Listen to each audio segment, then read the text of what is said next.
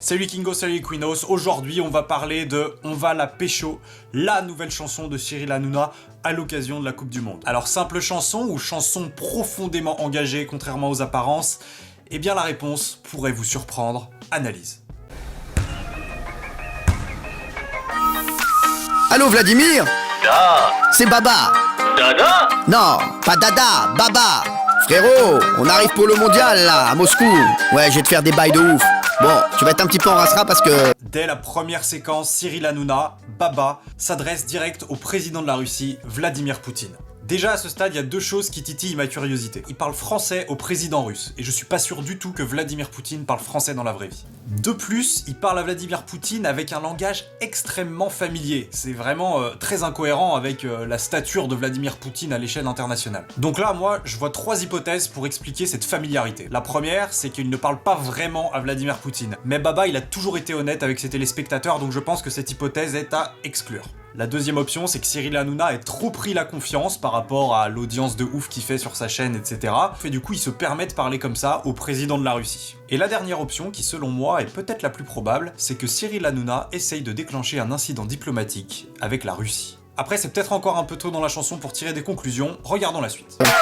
On va la pécho. On va la pécho. On va la pécho. Cette peu coup mon frérot. Beaucoup de choses à analyser sur ce passage qui n'est autre que le refrain. La vraie question qu'il faut se poser sur ce refrain, c'est à qui Baba s'adresse-t-il vraiment? J'ai fait une recherche, Cyril Hanouna n'a pas de frère, il n'a qu'une sœur. Donc quand il dit cette peu coup mon frérot, il faut déjà exclure l'hypothèse familiale. Alors peut-être que vous allez me dire qu'il s'adresse aux spectateurs, mais ça voudrait dire que la chanson est sexiste vu qu'il n'inclut pas ses seuros. Ça n'a donc pas de sens, ce n'est pas le genre de Cyril Hanouna d'être sexiste. Donc à part ces deux hypothèses qui pourraient paraître les plus évidentes à première vue, est-ce que Baba ne s'adresse pas toujours à Vladimir Poutine au final? Et est-ce qu'on n'est toujours pas dans une familiarité pour créer un conflit diplomatique franco-russe? Ah, autre chose intéressante, l'emploi du verlan, c'est peu coup. Là, Baba, on voit qu'il s'adresse directement aux classes populaires, voire directement aux énormes racailles. Et ça, on peut pas le nier, c'est clairement un pied de nez à la politique pro-riche d'Emmanuel Macron. À travers cette chanson, Baba critique clairement le pouvoir en place. Ce soir on vous met le feu. Dans ce deuxième couplet, Baba change de ton et menace directement de brûler vif le spectateur. Dans le doute... Le numéro de téléphone est identifié et votre communication sera enregistrée. Tout abus sera sanctionné. Bonjour, police secours, je vous écoute. Oui, bonjour, je vous appelle parce que Cyril Hanouna a menacé de m'immoler.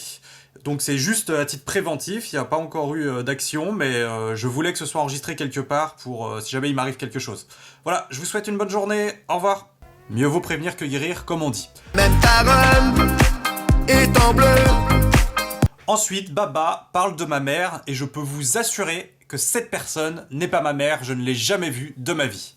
Je te préviens, on est venu pour faire des darkas. Allez, on fait tourner les chapkas. Il faut savoir que c'est totalement inutile de faire tourner des chapkas, ça n'a pas de sens. S'il avait dit par exemple « faites tourner les bétonnières » ou « faites tourner les caméras », ça aurait eu un sens. Mais là, Baba, il nous incite clairement à l'anarchie. Il nous incite clairement à ne rien faire et à ne pas travailler. Et tout ça, c'est aller à l'encontre de la politique d'Emmanuel Macron une fois encore. Et au-delà de ça, est-ce que tourner les chapkas n'est pas un affront vers la Russie? Agiter comme ça un symbole de chez eux? Baba cherche clairement à dégrader les relations franco-russes. Didier, quand tu souris, pense à faire un selfie pour tous les poteaux d'Italie. Les laisse pas, on laissera jouer chez eux à FIFA. Baba ne s'est donc pas arrêté à la Russie, il tacle aussi directement les Italiens. Baba cherche à foutre le bordel au niveau de l'Union européenne elle-même. Il traite directement les Italiens de fainéants qui ne savent jouer qu'aux jeux vidéo en prenant l'exemple de FIFA, alors qu'on sait tous que les Italiens sont en majeure partie pizzaiolo et ont beaucoup de pain sur la planche, au sens propre. Et si on la faisait en russe? Kalinka. Griezmann, Paul Pogba, Tolisso, Mbappé, Rami, Matuidi, Umtiti, Nkante. Là aussi ce passage il est très intéressant, il dit on va la faire en russe et après il énonce que des noms de famille. Or, les noms de famille, tout le monde le sait, ça ne se traduit pas. Le message sous-jacent que Baba essaye de nous faire passer, c'est que la France conservera son identité, même dans l'hypothèse d'une annexion de la Russie, dans le cas hautement probable, malheureusement, d'une 3e guerre mondiale. Si on la faisait en brésilien. Samba. Giroud, Drogba, Enzo, Mbappé. Et après, il nous refait la même avec le Brésil. Pourquoi le Brésil? Parce que Baba a compris une chose que peu de gens ont déjà compris, c'est que les deux plus grandes puissances aujourd'hui, c'est pas la Russie et les États-Unis, c'est la Russie et le Brésil. Et si on le faisait en marseillais?